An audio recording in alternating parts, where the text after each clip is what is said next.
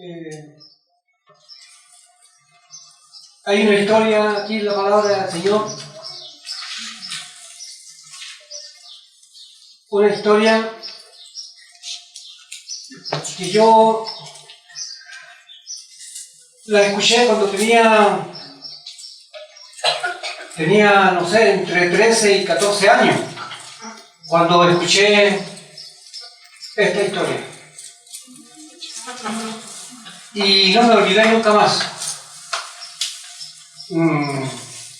Era un varón que llegaba ahí a las tardes, donde nos juntábamos ahí con los muchachos que nos juntábamos ahí parados en la esquina. Yo era nuevo ahí en la Pobla en esos años. Y era muy loro, muy joven, como algunos que están acá, 13 años, 14 tenía, por ahí por los 13. Y yo no tenía idea de evangelio, no tenía idea de Dios, no tenía idea si existía la Biblia. No sabía que existía la Biblia. De ese porte era mi ignorancia. Yo vivía para allá, para el interior, Tierra Amarilla, para allá, más allá. Y por allá casi nunca se escuchaba un predicador. Vivíamos en la superchería nosotros, vendiéndole ver a los animitas que le llaman, ¿cierto? Por ahí, para que hicieran favores, para que nos fuera bien en la mina y tener un poco de dinero para pasar la semana, porque antiguamente se trabajaba mucho, los únicos recursos económicos que había era trabajar en las minas. No había nada más, no había parrones, no había este asunto de trabajar en el campo, no existía eso en esos lugares. Solamente había que recurrir ahí a escarbar el cerro y sacar metal, y desde pequeño nosotros hacíamos eso. Yo a los 9, a los 10 años ya andábamos metidos en las minas, ayudando a los papás, a los abuelos. Así que no había nada de conocimiento de Dios. Y cuando llegué a vivir a Copiapó con mi mamá aquí al lugar de Pedro Gallo, me acuerdo que estaba ahí parado con unos amigos, entre ellos Omar, que también lo conocí después, los Moraleas, ¿cierto? Que los conocen por ahí. Y llegó un muchacho que era evangélico, seguramente, y él llegó contando, ahí estábamos todo el grupo ahí, echando la talla maliciosamente, echando tallas ahí, chistes, maliciosamente. Pero llegó alguien diferente ahí en ese lugar, llegó alguien diferente, y él llegó ahí y empezó a contar una historia acerca de un Jonás que se lo había tragado un pez. Y a mí me llamó la atención, porque siempre me llamó la atención me acuerdo que desde muy pequeño visitábamos el hogar de un tío que era militar, hermano de mi mamá, y él siempre se estilaba en esos años juntar muchas revistas. No había televisión, escasamente había radio, no existía la televisión. Y así que había, los cajones eran llenos con revistas, los cajones, había revistas de todo tipo, literatura, y me encantaba a mí observar las revistas, aunque no sabía leer, pero me llamaba mucho la atención. Después aprendí a leer por la misericordia del Señor. Nomás digo yo que aprendí a leer porque mi escuela fue hasta el tercer año básico, entonces no tuve estudio. Y aprendí a leer bien, respetando toda la lectura, las comas, los puntos, las exclamaciones, y aprendí a leer bien con la Biblia. La Biblia me enseñó a leer. Y le doy gracias a Dios por ello. Amén. Y puedo decir que leo mejor que muchos que han ido a la universidad. Porque aprendí a leer con la Biblia. Amén. Me eduqué con la palabra. Amén. Aprendí esa historia que contaba ese muchacho y me me llenó de inquietud la historia de Jonás. La historia de Jonás. Y nunca más me olvidé. No hace mucho, con mi esposa y unas cuñadas estuve hablando de la historia de Jonás, pero fue algo que me salió así del Señor, del corazón, y ellos quedaron muy impactadas de cómo les hablé acerca de esta historia. Y ella me dijo, predica de nuevo de Jonás. Le dije, yo no va a salir igual. No va a salir igual, le dije. Pero lo voy a hacer porque tengo en mente hablar de Jonás, pero con motivo de algo muy especial, relacionado con las metas y los deseos que hay en mi corazón, y creo que también voy a poner en el corazón de ustedes esta noche. ¿Amén? Y la historia de Jonás, voy a leer solamente el capítulo 1, del verso 2 al 3, el resto lo voy a relatar de memoria. ¿Amén? Porque me está la historia, por eso la voy a relatar de memoria, según lo que el Señor me vaya poniendo en mi corazón. ¿Amén? Y la palabra del Señor dice así, en Jonás capítulo 1, verso 1, 2 y 3. Vino palabra de Jehová a Jonás, hijo de Amitai, diciendo: levántate y ve a Nínive, aquella gran ciudad, y pregona contra ella, porque ha subido su maldad delante de mí. ¿Amén? Esa fue la orden que le dio el Señor a Jonás. ¿Amén? Jonás seguramente no fue escogido al azar por Dios. Él sabía, el Dios que todo lo sabe, que todo lo conoce, él sabía quién estaba mandando. De hecho, Jonás tiene que haber sabido el idioma de allá de Nínive, porque no iba a ir a predicar con su idioma, no lo iban a entender. Así que él tiene que haber tenido conocimiento del idioma de los ninivitas para ir a predicar, porque Dios no hace ninguna cosa al lote, o así como improvisado. No, Dios sabe lo que hace. Y la palabra nos relata que Jonás, cuando escuchó este mandato del Señor, tal vez en una revelación, tal vez de una forma audible, porque el que hizo la boca no hablará, el que hizo el oído no oirá, el que hizo el ojo no verá. ¿Usted cree que Dios no puede? Él puede hablar. Puede que lo haya hecho de una forma así, en una revelación, en un sueño.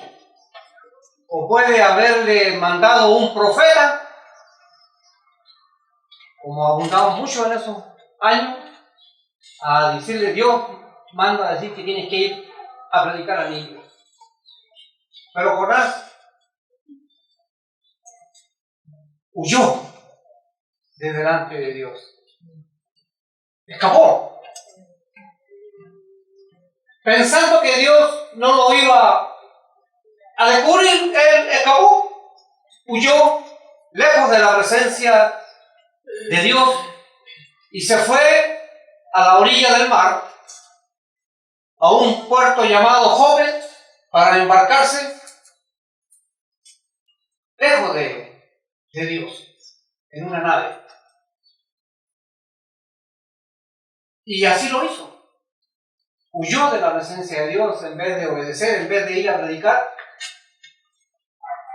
este mensaje que Dios le estaba dando para que fuera a Nínive. Él prefirió huir. Y dice la historia que tomó el barco, pagó su pasaje y se fue al fondo del barco a dormir. Y el barco partió, zarpó a su destino, pero Dios lo estaba viendo. Dios lo estaba mirando. Como dijo el salmista David, ¿dónde huiré de tu presencia? ¿Dónde me iré? ¿A dónde me iré? No podemos escondernos de Dios, hermano. Amén. ¿Usted cree que nosotros podemos evadir y escondernos de Dios? Dios sabe todo lo que tú haces. Dios oye todo lo que tú dices. Dice la palabra del Señor que de toda palabra ociosa que los hombres hablen, de ella darán cuenta en el día del juicio. Por lo tanto, no hay nada que el hombre haga que Dios no lo sepa. Los ojos del Señor están por sobre toda la tierra, viendo a los buenos y a los malos. Todo lo que hace en este mundo, todo lo que el hombre hace, todo está en los ojos de Dios. Por lo tanto, es imposible que usted piense que va a escapar del ojo de Dios. Él sabe lo que los hombres hacen. Todo lo bueno o lo malo que tú haces, Dios lo sabe. Dios lo sabe. Dios sabe todas las cosas. Incluso antes que tú digas algo, Dios ya sabe lo que tú vas a decir. Porque Él es omnisciente. Es todopoderoso en ese aspecto, no hay ninguno como Él. Él lo sabe todo. Él escudriña hasta lo más profundo que hay dentro de nuestros corazones. Porque engañoso es el corazón, ¿quién lo...? Pero Él lo conoce. Él conoce tu corazón, Él conoce el mío. Él conoce el corazón de cada uno de nosotros. No hay forma de que nosotros podamos eludir nuestra responsabilidad delante de Dios. Él nos ha dado la vida a cada uno de nosotros. Y esta vida que Él nos ha dado, que nos ha concedido aquí en esta tierra, nosotros vamos a tener que dar cuenta de nuestra existencia aquí en esta tierra. No importa que sea como sea que el Señor te la haya dado. A lo mejor viniste perfecto, gloria a Dios, a esta vida. A lo mejor viniste con limitaciones, a lo mejor viniste con enfermedades, a lo mejor viniste con belleza, a lo mejor viniste sin belleza, pero viniste, estás acá. Hombre, mujer, de la nacionalidad que tú seas, eres responsable. Somos responsables de nuestra existencia aquí, delante de Dios. Somos responsables. Y Dios, creador, Él ama a esta humanidad. Siempre la ha amado, desde un principio la ha amado. Amén. Es por esto que Dios manda a Jonás a decirle a esos ninivitas que ya la maldad de ellos había subido hasta aquí, hasta la coronilla delante de Dios.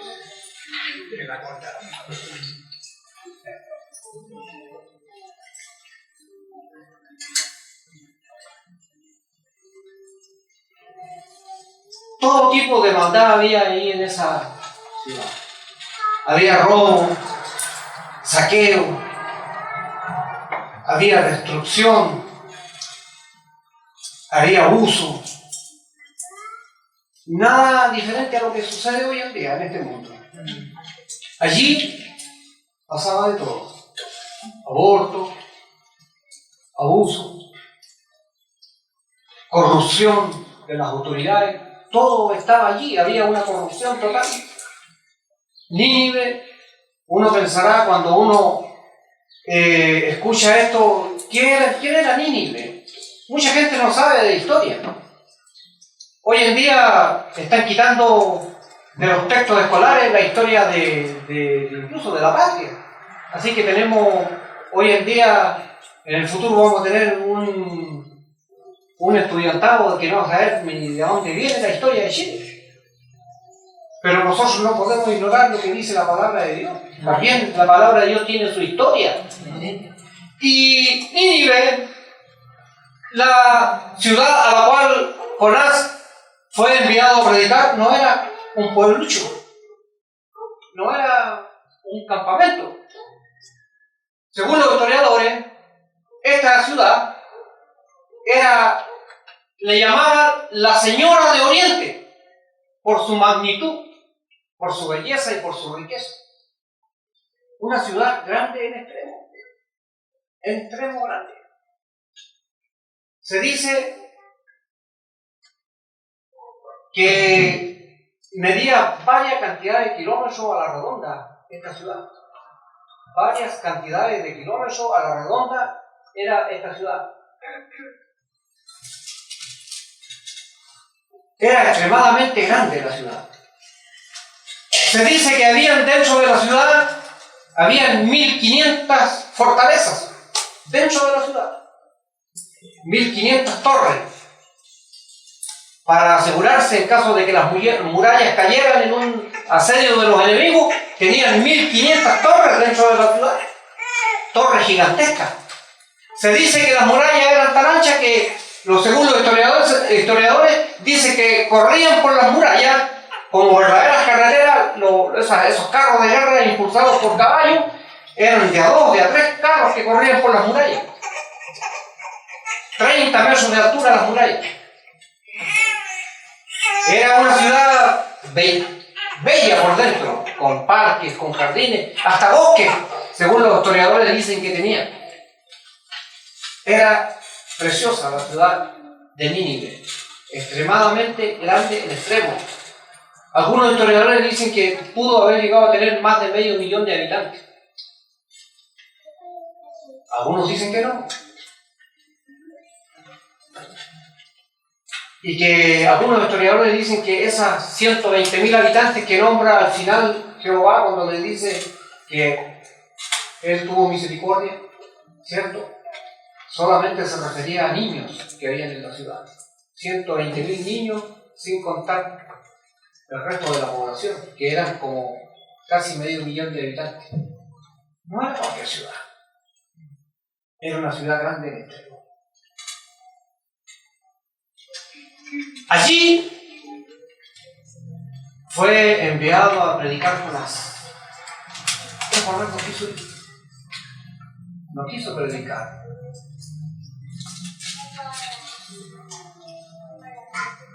Él prefirió, tal vez, igual como nosotros, encerrarse en cuatro murallas. Porque muchas iglesias, inclusive nosotros mismos, estamos en esa situación hoy en día. Estamos aquí en cuatro murallas y no queremos salir a predicar para afuera. Jonás no quiso salir a predicar a Nínive y se escondió. La historia dice que cuando él zarpó la nave, el mar estaba quieto. Pero cuando ya la nave se adentró en el mar se volvió loco. Con olas gigantescas que tumbaban la nave de un lado a otro. Y no fue casualidad, porque la palabra de Dios dice que Dios mandó un viento poderoso sobre el mar, porque si hay alguien que manda a la naturaleza y le obedece, es Dios precisamente, porque Él la creó. Él creó los vientos, Él creó la lluvia, todos los elementos de la naturaleza se mueven a la orden del Creador. Así que Él mandó un viento poderoso y la nave ya se hundía. ¿Qué hicieron los marineros? Clamaron a sus dioses, pero sus dioses no pudieron responderle, porque los dioses que el hombre se ha fabricado aquí en esta tierra son dioses falsos, todos. No existen los dioses. Todas las imágenes y los dioses que el hombre ha venerado en todas las latitudes que usted conozca, en la India se adoran miles de dioses diferentes. Pero todos esos dioses diferentes no valen nada. Son dioses vanos. ¿Ven? No hay dioses que puedan contestar la oración de las personas. Demonios se moverán detrás de esa imagen, pero no Dios. Y dice que ellos clamaron a sus dioses, pero no hubo respuesta. Entonces ellos, ¿qué hicieron? Dijeron, allá abajo en el fondo del barco hay un holgazán durmiendo. Hay un holgazán durmiendo. Y eso a mí me golpeó fuerte en los oídos. Porque la palabra del Señor me decía a mí, levántate tú que duermes y ya alumbrarás a Cristo. El Señor quiere que yo salga a predicar, que yo no calle, que yo hable el Evangelio. Y dice que lo sacaron del fondo del barco y le dijeron, ¿de dónde eres tú? Clama a tu Dios, a ver si tu Dios nos puede salvar de este peligro inminente en que estamos a punto de perecer todos. Y él dijo, yo soy hebreo y temo al Dios que creó los cielos y la tierra. Cuando él dijo eso, dice que los marineros se derritieron de miedo. Les entró un miedo espantoso, porque nunca habían escuchado eso, de un Dios vivo que había creado los cielos y la tierra. Y él dijo, y es por culpa mía que ha venido esta tormenta, porque yo voy huyendo de él, estoy huyendo de él, por eso ha venido esta tormenta. Y ellos dijeron, ¿y qué vamos a hacer para que esta tormenta se pase? Él dijo, tómeme y arrójeme en el mar, y el mar se aquietará. Pero ellos no querían hacerlo porque dijeron, este es un profeta de Dios, ¿cómo lo vamos a tirar al agua para que se ahogue? Y trataron de llevar la nave a tierra y era imposible. Y ellos clamaron a Dios y dijeron, Dios del cielo, perdona este pecado, pero que no es culpa nuestra. No nos imputes este pecado de tirarle a este siervo tuyo al mar, porque él, es por culpa de él que ha venido esta tormenta. Y lo tomaron, dice, tomaron a Jonás y lo arrojaron al mar. Y dice la Escritura que inmediatamente el mar se calmó, así de un viaje. Esas olas gigantescas bajaron y el mar se convirtió en una tacita de leche así, quietita. Y los hombres temieron más todavía a Dios y ofrecieron hacerle voto y sacrificio al verdadero Dios del cielo, dice la Escritura. En cambio, Jonás no tuvo la suerte de estos marineros. Dice que Dios tenía preparado un gran pez que se tragó a Jonás. Y ese gran pez dice que se tragó a Jonás y se lo llevó al fondo del mar. Allá fue a parar al fondo del mar, en el vientre de ese pez fue a parar Jonás. Esta historia que yo les relato y que está en la palabra de Dios, hoy en día si usted la cuenta por ahí, se ríe la gente, dice, es de una historia, de un invento. No le sé, por hermano, esa es una historia, un invento. Y ¿sabe qué? Lo peor de todo esto que yo he escuchado a jóvenes dentro de la iglesia y los he escuchado hablar de esta historia y decir que esta historia es falsa. ¿Qué le parece a usted? Hoy en día la gente está perdiendo el temor a Dios, ya no quiere creer en lo que dice la palabra de Dios.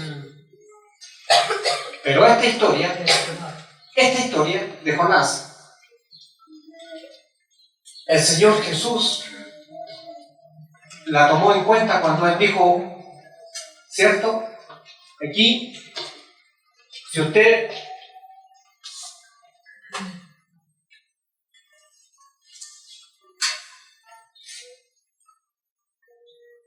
busca en la Biblia,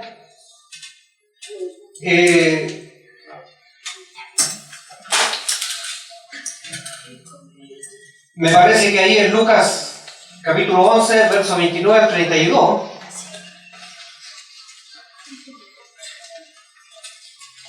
Lucas 11.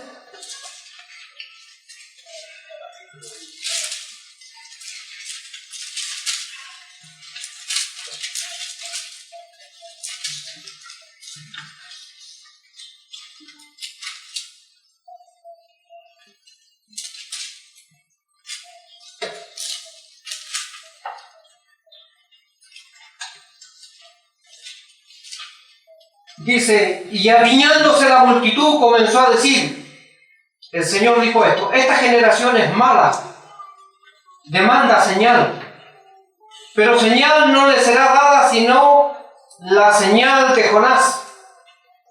Porque así como Jonás fue señal a los ninivitas, también lo será el Hijo del Hombre a esta generación.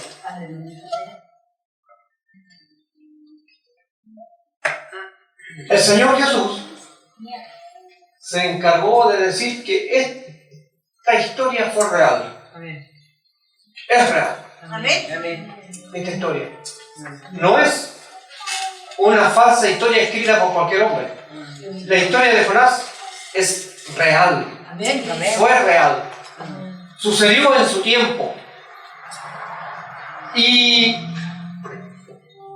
está muy bien redactada, muy bien escrita. Incluso llegaron los incrédulos, los que están en contra de la Escritura, llegaron a decir que Nínive tampoco había existido, porque ni rastros quedaron de ella.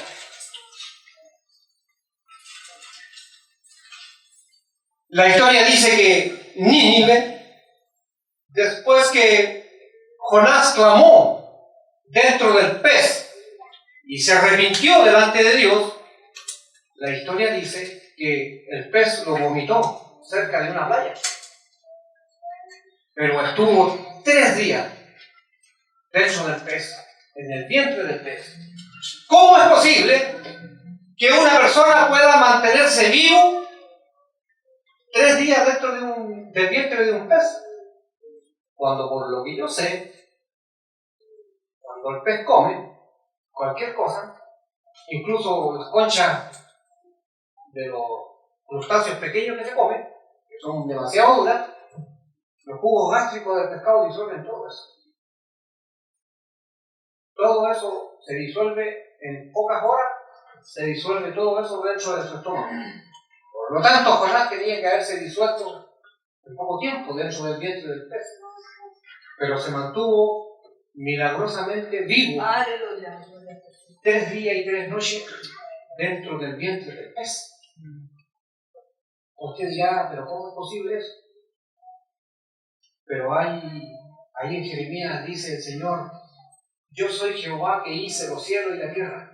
¿Habrá alguna cosa que sea imposible para mí? Amén. Para Dios no hay imposible. Amén. Y él mantuvo vivo a Jonás 3 días y 3 noches ahí dentro del pez. Y dice la palabra que Jonás oró dentro del vientre del pez. Y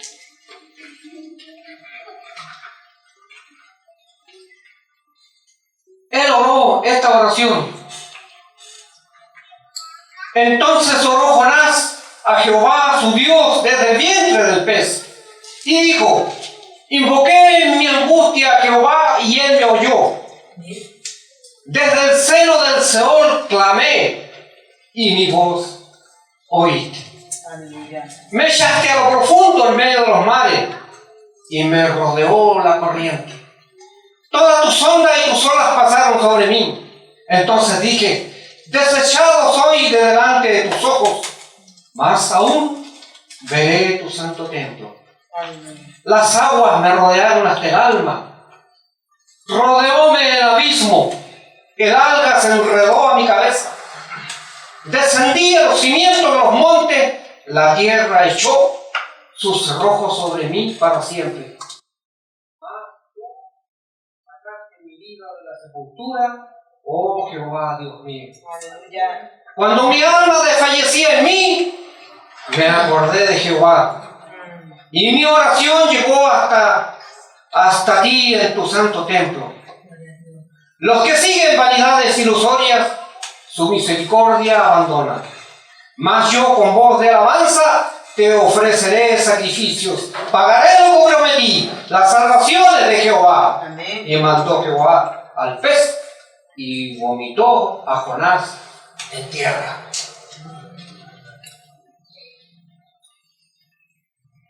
Y salió Jonás vivo. Ahí lo botó en tierra cerca de la playa. Y me imagino a Jonás todavía con trozos de alga enredados en su cuello, en su cabeza. Así como andaba disfrazado el hermano Rubén ese día ya en la ropa de Copepina, con un montón de alga en su cabeza. Así me imagino yo a Jonás saliendo del vientre del pez.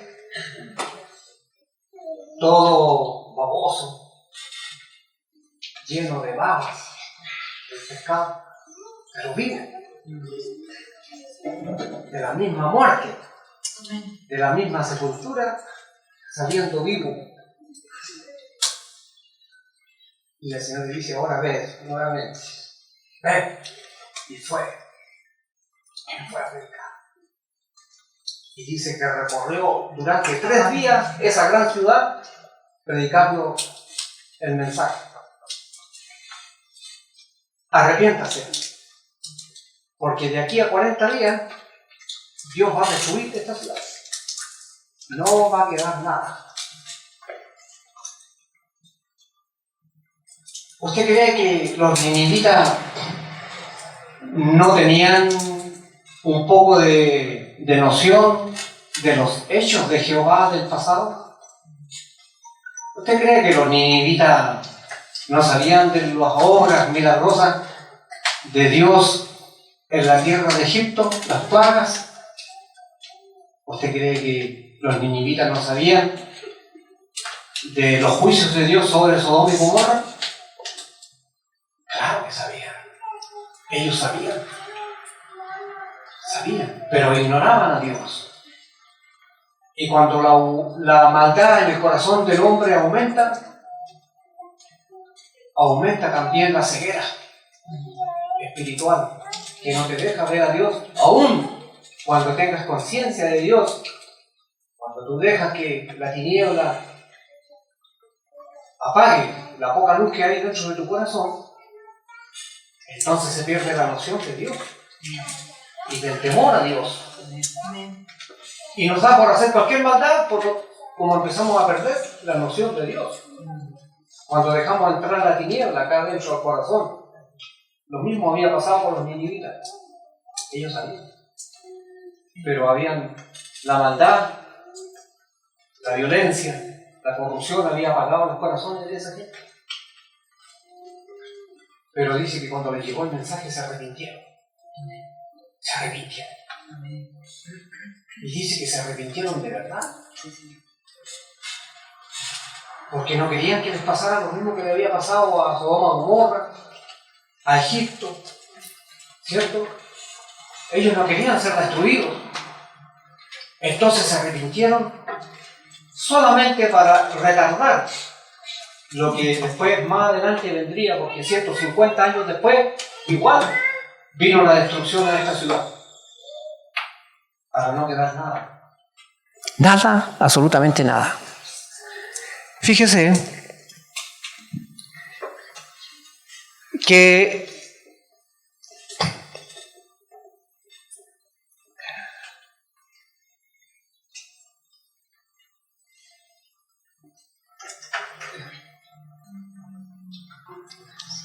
esta destrucción de Nínive está escrita y profetizada en la Biblia, en el libro de Nahum, capítulo 1, verso 3, y en el libro de Sofonías, capítulo 2, verso 13. Está profetizada la destrucción total de Nínive.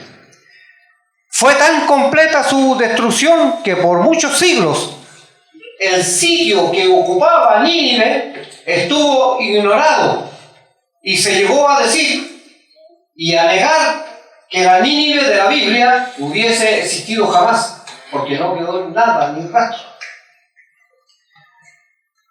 la mole, promontorios de tierra que habían ahí, supuestamente donde había existido esa ciudad, las moles de tierra, que eran la tumba de su ruina, según Nehemías 1:14,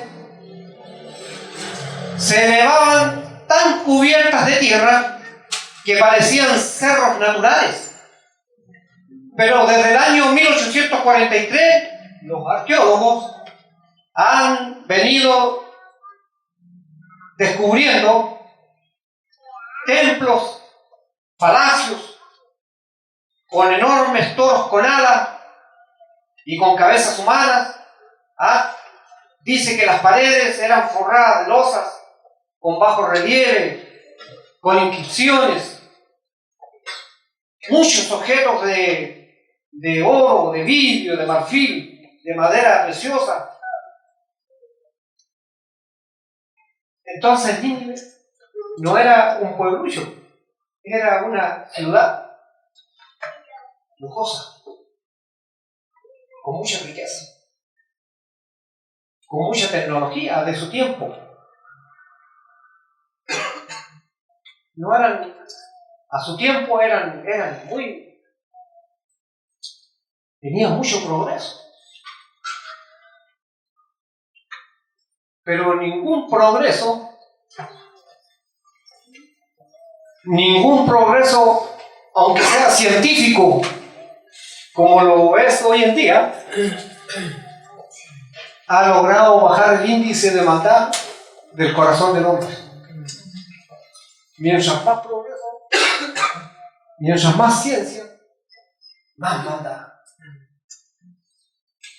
más corrupción. Y Dios tuvo misericordia de esta Nínive, porque allí había mucha multitud de niños, muchos animales, y les dio una oportunidad para arrepentirse de la predicación de Jonás. La historia dice que pasado más de 100 años después volvieron a corromperse y ya Dios no pudo hacer nada más que enviarles la calamidad, no dejar que los enemigos destruyeran esa ciudad. Vinieron los babilonios de otras naciones y saquearon, mataron, destruyeron y las incendiaron la ciudad y no quedó nada de esa ciudad gigantesca que había sido Nínive. Y así termina todo lo que es levantado por el pecado, por la maldad del hombre. Así también es lo que le espera a esta humanidad. Y lo dice claramente la palabra del Señor. Dice que toda obra, lo dice el apóstol San Pedro, ¿cierto? Que toda obra del hombre, ¿cierto? Que el hombre ha levantado va a ser quemada con fuego. A este mundo no le espera más que juicio. A este mundo no le espera más que un final terrible. Muchos científicos saben que este mundo ya no da para más. Aunque hagan lo que hagan, ya no van a parar la corrupción, ya no van a parar la polución, ya no van a parar la contaminación, porque ya este asunto ya definitivamente ya se desbordó. En todo aspecto, el mundo que vivimos actualmente está desbordado en todo aspecto, tanto por la maldad como por la corrupción, tanto espiritual como material. Ya esto no da para más, hermano. ¿Y qué tiene que hacer el pueblo de Dios tocante a esto? Tenemos que ser como Jonás, pero no como el Jonás que huyó a Tarsis, sino como el Jonás que salió del vientre del pez. Eso es lo que Dios quiere de cada uno de nosotros. Que abramos nuestras bocas, que hablemos con la gente, que prediquemos el Evangelio. Tenemos que proponernos metas de evangelización en la vida de cada uno de nosotros, porque Dios nos ha llamado para eso, hermano. Dios no nos ha llamado solamente para entretenernos y tener lindos cultos acá. Dios quiere que nosotros prediquemos el Evangelio de salvación. ¿Ven? Cristo, al igual que Jonás, estuvo en la tumba 3 días, 3 noches, y la muerte no lo pudo retener ni lo pudo corromper. Pero el Señor se levantó. ¿Para qué? Para darnos esta salvación tan grande y para que también nosotros, al igual que el Señor, ¿cierto?, seamos mensajeros del Evangelio de la gracia de Dios. Amén. Entonces, nosotros, al igual que nuestro Señor Jesucristo, porque nosotros también, al igual que Cristo, hemos muerto y hemos vuelto a vivir, pero para el Señor, para que le sirvamos a Él, para que prediquemos el Evangelio. No nos tenemos que quedar callados. Tiene que salir una palabra de predicación de la boca de nosotros, amén, hacia esas personas que todavía no conocen el Evangelio. El otro día, el domingo pasado, se paró un vecino ahí y me consultaba, me decía, y estaba todo borracho, y me decía: yo quiero enderezar mi vida, ¿cómo lo hago? Dios nos está enviando a las personas acá mismo a la puerta. He hablado con algunos vecinos y entre esas metas que quiero para este 8 años es poder, con la ayuda de los hermanos que quieran predicar el Evangelio, queremos, y con la ayuda del pastor Sobenía y de los hermanos que están en el cargo de esta iglesia, nos gustaría hacer una escuela bíblica para los vecinos acá el día domingo, aquí en esta iglesia, en este local. Es una cosa que Dios ha puesto en mi corazón de mucho tiempo y yo creo que lo vamos a hacer una escuela bíblica para todas aquellas personas, vecinos que nunca han estado dentro de una iglesia y que nunca han escuchado el Evangelio como corresponde. No somos a lo mejor maestros de la Biblia, pero con lo que tenemos que ir adelante.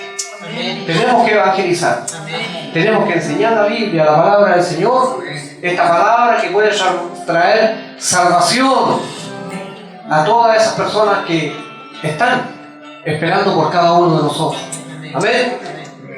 Yo les invito, hermanos, a que usted en su hogar, en su vecindario, en su vecino, donde quiera que sea, en el trabajo. En el trabajo hay que darle duro. Ahí hay que predicar el Evangelio. Al rato ahí en el trabajo me quieren burlarse de mí, no importa. Pero ¿cómo les predico? Les predico. Y la palabra a veces es bien dura contra ellos. Y aunque ellos digan que no existe ni una vida después de esta, no. Ustedes van a tener que dar cuenta delante de Dios. Y van a tener que dar cuenta por toda palabra ociosa que ustedes hablan. Así que no vengan a burlarse de Dios. Pero hay una misericordia para ustedes, mientras ustedes vivan, todavía hay tiempo para que se arrepientan. Hay que predicar el Evangelio en todo lugar, a los hijos, a la familia, en todo lugar, hermano. No debemos cesar de predicar este Evangelio de salvación. Amén. Dios ama a esta humanidad y la ha amado desde un principio, hermano. Nosotros tenemos aquí la misma historia de Jonás, nos indica que Dios no quiere la muerte del pecador, sino que se arrepienta.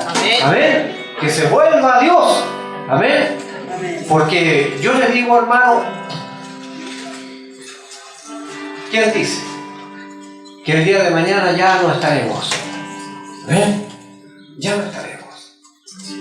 Pero antes de dejar el escenario de esta vida, que podamos decir: Señor, yo cumplí lo que tú, Señor, querías de mi vida. Predicar el Evangelio, anunciar el Evangelio de la salvación a todas las personas. ¿Ven? Así que, hermano, ahora nosotros tenemos que cuidar también, para predicar el Evangelio, tenemos que cuidar nuestro testimonio. ¿Ven? No tenemos que ser como el cura Gatica que predica y no practica. No, hermano, no tienen que vernos a nosotros en obras sucias, en caminos malos. Tenemos que mostrarnos como Dios quiere que nosotros nos mostremos, que el Evangelio sí puede cambiar y transformar la vida de la persona.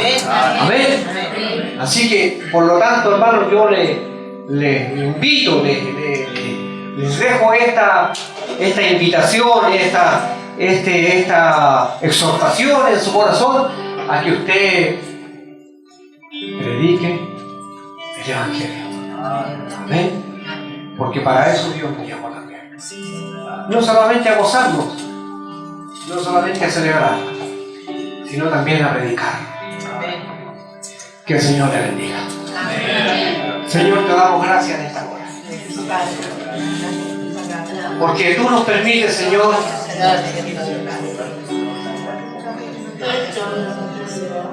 predicar tu palabra aún hasta este día. Porque quizás llegará un momento, Señor, en que los tiempos vendrán tan malos que vendrán leyes mordazas que querrán acallar, Señor, la voz del Evangelio.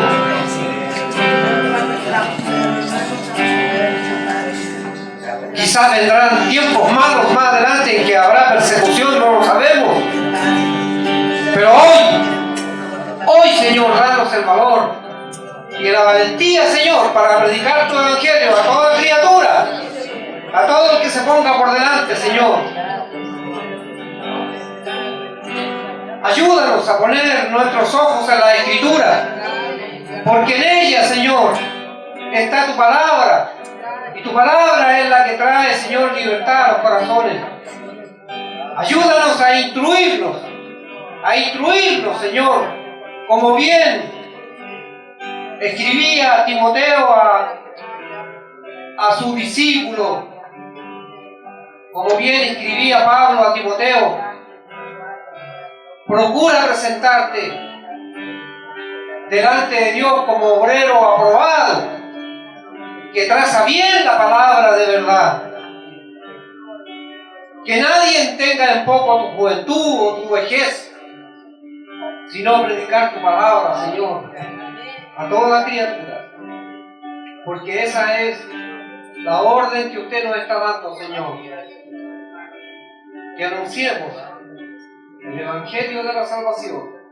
El único Evangelio que puede salvar al hombre de sus pecados. Yo soy el camino, la verdad y la vida. Y nadie puede venir al Padre si no es por mí. Ese es el mensaje. Ese es el mensaje que debemos predicar. Porque de tal manera amó Dios al mundo, que dio a su Hijo unigénito para que todo aquel que en él cree no se pierda, mas tenga vida eterna. Ese es el mensaje que debe circular, Señor, en nuestras bocas. Ayúdanos, Señor, para que así sea. Padre, en el nombre de Jesús, le damos gracias, porque hasta aquí usted nos tiene en pie, Señor. Así que, por lo tanto, ayúdanos para no callar, sino anunciar tu palabra, Señor, como debe ser. Gracias, Padre, en el nombre de Jesús. Amén.